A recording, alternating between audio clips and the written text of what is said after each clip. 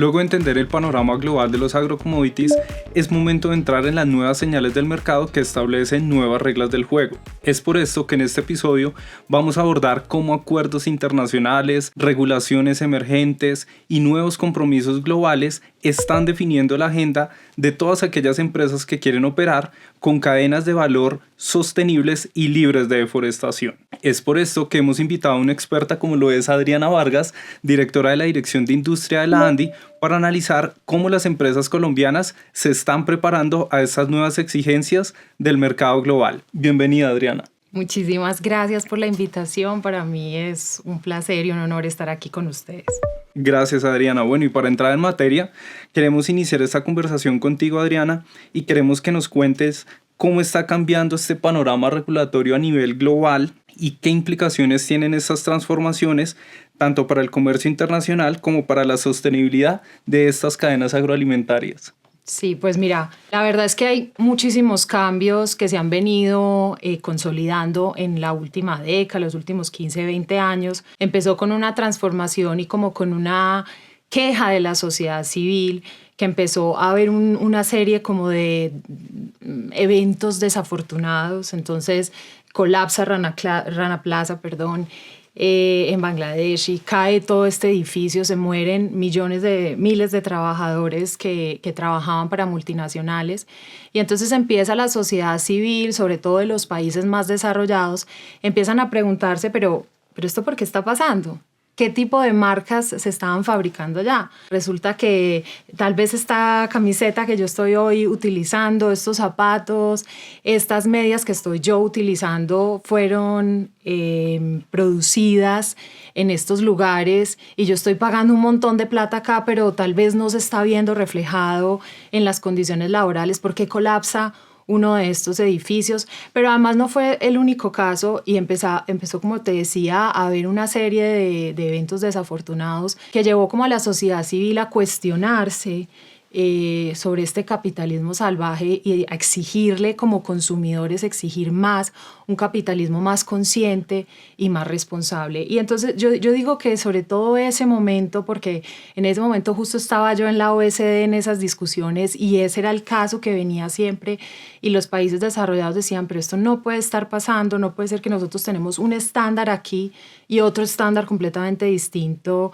en los países menos desarrollados. Entonces empieza pues a ver esto. También está, digamos, en discusión los principios rectores y todo este movimiento en Naciones Unidas que finalmente se traduce en los principios rectores. En la OECD empiezan a hablar de hacerles cambios a esas líneas directrices para empresas multinacionales y como aterrizarlas más para que las empresas puedan cumplirlas. Y ahí entonces empieza a haber todo un desarrollo de debidas diligencias. Ahí es la primera vez que yo oigo hablar de debidas diligencias en este contexto de aterrizar esas líneas directrices. Y las líneas directrices, pues saben ustedes que son es un catálogo de expectativas desde los gobiernos, porque lo redactan los gobiernos, desde los gobiernos para las empresas. Pero las empresas dicen, bueno, yo sé que tengo que hacer todo esto, pero ¿cómo lo hago? Y en ese cómo es que dicen, bueno, vamos a hacer estos documentos que le van a ayudar o que les van a ayudar a las empresas a aterrizar estas líneas directrices y estos compromisos. Y entonces pues empiezan a redactar líneas directrices sectoriales. Está para las cadenas de suministro de minerales de zonas de conflicto o con riesgo de conflicto, pero también están las agroindustriales, están las de las comunidades, y entonces empiezan a desarrollar de textiles y del sector textil y moda. Bueno, y entonces empieza a surgir todo esto, y vemos cómo esa presión de la sociedad civil se empieza a transformar en lo que llamamos los abogados soft law, ¿no? Que no son leyes como tal, son normas que todavía no tienen un carácter vinculante, pero que empiezan a tener todo un peso en la sociedad y ayudan y son un mecanismo importantísimo para el control social de la sociedad civil y de los consumidores. Y entonces empieza a haber todas estas normas como les decía, normas blandas, como se traduce en español, y los gobiernos empiezan a decir, bueno, tal vez no es suficiente porque pues unas empresas las cumplen, otras no. Yo no puedo hacer ningún tipo de observancia o de enforcement, como se dice en inglés, y entonces los estados dicen, bueno, no, yo tengo que migrar a normas obligatorias, a algo que me dé a mí la capacidad para llevar a corte una empresa multinacional que no se está comportando bien y que no está haciendo bien las cosas. Y entonces empezamos a ver toda otra ola ya de normas obligatorias. Pues ustedes saben que las normas tienen, digamos, por principio la territorialidad de la norma es fundamental. ¿Eso qué quiere decir en términos fáciles para todos? Eso quiere decir que pues si yo soy Colombia y yo saco una norma, pues mi norma solamente aplica para mi país, que es Colombia. Y yo no puedo regular para Venezuela por más que quisiera o para la Unión Europea. Lo mismo pasa en sentido contrario, es decir, las normas de la Unión Europea pues no son aplicables en principio para Colombia, ni para Argentina, ni para Chile. Pero lo que yo sí puedo hacer es decir que lo que se comercialice en mi territorio, dentro de mi territorio, va a tener que cumplir estas normas. O sea, usted básicamente haga lo que quiera en su país, pero si usted quiere traerlo aquí al mercado, tiene que cumplir esto. Y entonces pues empieza la Unión Europea como un gran líder en todo este tema. Digamos, ellos ya habían empezado con algunos pinitos, pero aparece el gran pues, Pacto Verde Europeo, el famoso Pacto Verde Europeo, que como me gusta decir a mí es en palabras colombianas, en vocabulario colombiano, es como un mega COMPES, ¿no? Es un supra-COMPES, porque no es ni siquiera un COMPES, porque tiene muchas aristas, es multisectorial, y de ese mega COMPES, que está como grande acá, se desprenden una serie ahí sí de COMPES. Entonces ahí está la estrategia de la granja a la mesa, que es muy famosa en Colombia, la estrategia de biodiversidad, pero hay otras tantas porque el Pacto Verde Europeo es transversal y como lo dijo la misma presidenta de la Unión Europea, es una estrategia de crecimiento económico a través de negocios verdes y de, digamos, de actividades verdes que le apuntan a ser un continente climáticamente neutro. Entonces, de todas estas estrategias y de soft law empiezan pues a desprenderse ya sí las normas que vamos a ver ahorita en el transcurso de esta conversación, cuáles son esas normas específicas que se empiezan a traducir y que vamos a tener que cumplir si queremos vender en este mercado. Así es, Ariana, tú bien lo mencionas, son diferentes regulaciones emergentes que a lo largo del tiempo, pues digamos, se han venido estableciendo esa agenda que deben cumplir las empresas y particularmente nos gustaría saber, desde tu visión, cómo pueden las empresas colombianas aprovechar el acceso preferencial a estos mercados internacionales y qué condiciones deben cumplir para mantenerse competitivas. Sí, entonces mira, en esa pregunta hay que partir de lo que tú dices de ese acceso preferencial. O sea, nosotros no podemos perder de vista que tenemos acuerdos entre 15 y 17, dependiendo de qué tan exigente sea usted con el concepto de acuerdo comercial, pero tenemos más de 15 acuerdos comerciales o acuerdos de libre comercio que nos abren un mundo aproximado de 1.500 consumidores que tenemos ahí con acceso preferencial. Pero ese acceso preferencial estamos hablando sobre todo o principalmente en materia de aranceles. Eso quiere decir que la mayoría de nuestros productos no van a tener que pagar ese impuesto o ese arancel que exigen en frontera los demás países. Pero chicos, no es suficiente. No es suficiente, porque una vez que usted baja los aranceles, ahora le toca cumplir con todos los requerimientos técnicos y que tiene que superar esas barreras no arancelarias que tiene el comercio y infortunadamente, pues porque todos quisiéramos el libre comercio, infortunadamente algunas veces se presentan. Y entonces, en ese mundo de las barreras no arancelarias, una vez que ya tienes los aranceles en cero, en ese mundo de las barreras no arancelarias, pues digamos hay un montón de regulaciones o de reglamentos que surgen. Y dentro de ese mundo que estábamos nosotros acostumbrados a cumplir, sobre todo en materia de inocuidad de los alimentos, que si teníamos admisibilidad o no, en carne bovina, por ejemplo, en productos de origen animal, ahora a ese paquete de medidas sanitarias y fitosanitarias o de regulaciones técnicas, viene ahora el gran componente, digamos que de sostenibilidad para empaquetarlo de una forma amplia. Y lo digo en paquete porque pues ahí tenemos los temas ambientales, pero también tenemos los temas de derechos humanos, de trabajo con las comunidades, nos empiezan a desprender una serie de temas laborales, una serie de medidas que hay que cumplir. Y que estamos viendo que cada vez lo exige más. Como les decía ahorita, pues la Unión Europea es la gran líder en estas regulaciones, pero no es el único mercado, es el único mercado. Cada vez más países, sobre todo con consumidores sofisticados, como lo es la Unión Europea, o Estados Unidos, el Reino Unido, empiezan a sumarse y a presentarnos ese tipo de regulaciones. Entonces, pues voy a hacer acá una lista ligera para que ustedes más o menos lo tengan en el radar. La idea no es pues acá aburrirlos con los requisitos específicos, pero sí es importante que tengamos en la cabeza pues la famosa EUDR, que es esta regulación 1115 de la Unión Europea que exige una debida diligencia en la cadena, en algunas cadenas de suministro para verificar que no están asociados a deforestación y que son legales, ¿no? Esos son los 2 requisitos que uno tiene que cumplir. Pero pues no es el único, está también el famoso CBAM, por sus siglas en inglés, que lo que quiere decir es el mecanismo de ajuste en frontera por carbono. Entonces esto es para unas subpartidas arancelarias que establece el reglamento, digamos de interés para nosotros, particularmente desde Colombia está el ferroníquel, que acá alcanzamos a exportar casi $200 millones el año pasado, es como la suma más significativa, los demás sectores no, pero pues para su información está también cemento, energía eléctrica, bueno, está hierro y acero, como les decía, algunas subpartidas hay que ir al anexo y revisar cuáles son las subpartidas. Pero ¿qué es lo que les dice a estos productos? Si ustedes quieren venderlo en la Unión Europea, lo que tienen que hacer es participar en nuestro mercado de emisiones. Entonces, ¿qué es lo que les dice? Usted está obligado a comprar unos bonos de emisión o como unos derechos de emisiones de emisiones de CO2, de gases de efecto invernadero, y al usted obligarlos a ser parte de ese mercado de emisiones, pues les está poniendo como un sobrecosto y está, como dicen ellos, nivelando la cancha de juego. Entonces, esta regulación también hay que tenerla en cuenta.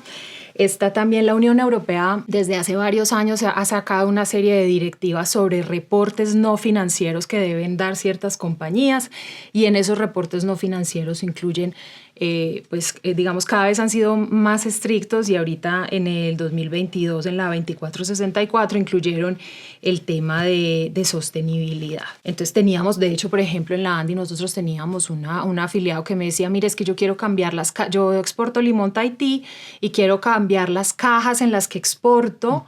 Hoy uso, pues son de cartón y las quiero pasar a que sean de plástico para poderlas reusar y generar menos basura y menos contaminación.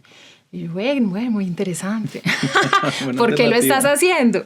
Y entonces me dijo, no, pues porque mi cliente alemán hace estos reportes no financieros y quiere mostrar un mejor desempeño en su huella ambiental. Entonces, bueno, si ven, así a través de la transparencia de los reportes se van incluyendo nuevas obligaciones. También tenemos la directiva de debida diligencia de la Unión Europea que se expidió en el 2024. Recuerden que las directivas necesitan leyes específicas en cada uno de los 27 Estados miembros para que se puedan implementar.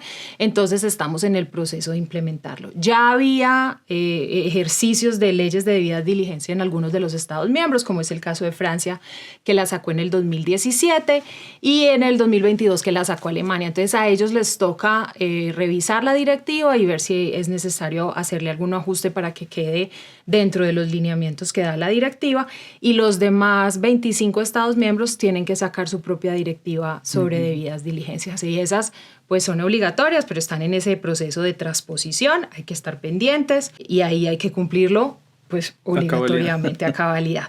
Está también la Unión Europea sacó el reglamento 3015 del año 2024, que es sobre trabajo forzoso, sobre todo trabajo infantil, o sea, verificar que se cumplen los mínimos laborales, y eso también es a través de un reglamento que ya es aplicable en la Unión Europea. Estados Unidos ya tiene también desde hace varios años unas restricciones para los textiles y el algodón que provenga de una zona específica de China que se llama Xinjiang. Dicen, está prohibido, aquí no entra, porque hicieron una investigación interna y se dieron cuenta, sancionaron esta región porque se dieron cuenta que había trabajo forzoso, que había unos restricciones y una violación de los derechos humanos en esa región, y ellos pues son grandes exportadores y productores de algodón y de textiles. Eso es como un panorama que veo ahorita, bueno, también en el Reino Unido y en Estados Unidos hay un par de regulaciones de los temas ambientales, sí, ambientales, pues sí, como de deforestación. En el caso del Reino Unido es a través de debida diligencia, también tiene unos sectores específicos.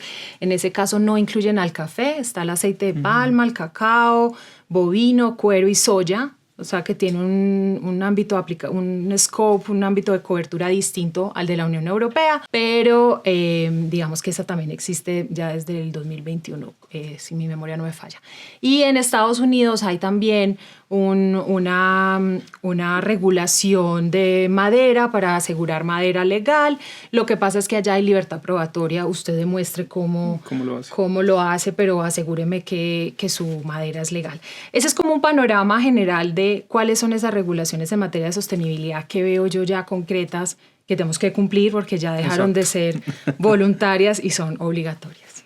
Gracias, Adriana. Y precisamente queremos conocer con esto que tú nos cuentas, que ya dejan de ser voluntarias y que ahora son estándares obligatorios, ¿qué aprendizajes ofrecen estas regulaciones internacionales sobre cadenas sostenibles y libres de deforestación? Y sobre todo, ¿cómo las empresas colombianas pueden prepararse para cumplirlas? Yo lo que les digo a los empresarios es, nosotros tenemos todo porque en el fondo nos comportamos bien y cumplimos con las regulaciones, sobre todo con los empresarios que están exportando, ¿no? Entonces nosotros no hemos deforestado en el 99.9% de las veces, no utilizamos trabajo forzoso ni infantil. Sí, o sea, nosotros cumplimos con la regulación. ¿Qué es lo que nos falta? Demostrar que cumplimos. Y eso no es un trabajo menor. Yo admito que pues eso representa un sobrecosto para la cadena, y sobre todo pues lo que hay que revisar es cómo hacemos para que no sea el eslabón más débil el que asuma ese costo, sino que ese costo, digamos, al agricultor no le toque pagarlo y ya sea los intermediarios o el consumidor final quien lo asuma, pero pues sí que es cierto que demostrarlo, como dice el dicho, la reina no solamente tiene que ser fiel, sino aparentar serlo. Entonces, sí, estamos acordes con la regulación, pero ahora nos toca demostrarlo.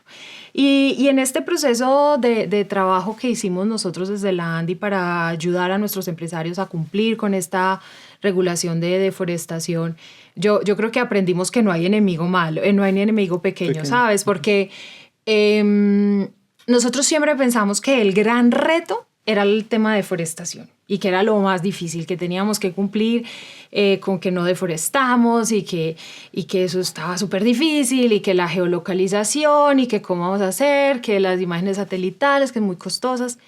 Y cuando nos pusimos manos a la obra y nos pusimos a cumplir con la regulación, nos dimos cuenta que lo más difícil iba a ser demostrar la legalidad. Que era, pues que fue como la ñapa de la regulación. O sea, la regulación salió era porque pues querían regular el tema de deforestación, pero como que fue como, ay, pongamos que sí, que además que sea legal, que demuestre que es legal. No, pues esa demostrada de legalidad, los 8 marcos normativos, que sí, el tema del uso de la tierra, ¿no? Entonces empiezan a desprender un montón de regulaciones, de requisitos y de temas que no teníamos en el radar al principio y que fueron surgiendo. Ya, pues, digamos, en el resto de las conversaciones van a ahondar en esos temas que no son menores. Y yo creo que eso fue un aprendizaje. Y ya, digamos, otro aprendizaje que creo que nos podemos llevar de este ejercicio es el de la importancia de escuchar al consumidor. ¿No? Esto de la cadena revertida es en serio. Uno tiene que escuchar a su consumidor, a su cliente, porque él no solamente le dice qué quiere, sino que además usted empieza a ver y a decir, esto va por acá. Y lo digo porque hace 10, 15 años, pues era una exigencia del consumidor, todas estas cosas de sostenibilidad, y eran consumidores que te lo pedían sin normas. Y ya después de tanto pedirlo se han convertido en regulaciones. Exacto. Entonces es escuchar a tu cliente, entender hacia dónde va el mercado, porque los que se movieron hace 15, 20 años hoy están muertos de la risa, porque dicen, yo ya cumplía con todo, ya estaba preparado, porque yo ya veía venir esto, ¿no? Y ese veir venir esto se llama perspectiva empresarial, eso tiene un nombre muy sofisticado, pero es eso, es yo veía venir esto. Entonces es estar con los ojos bien abiertos y estar mirando qué es lo que está pasando para que no nos coja desde sorpresa, sin estar preparados. Muchas gracias, Adriana, y tú mencionas algo clave y es integrar esta perspectiva empresarial como un factor de competitividad. De esta manera, el sector empresarial y productivo de nuestro país podrá estar preparado y fácilmente acceder a estos mercados internacionales.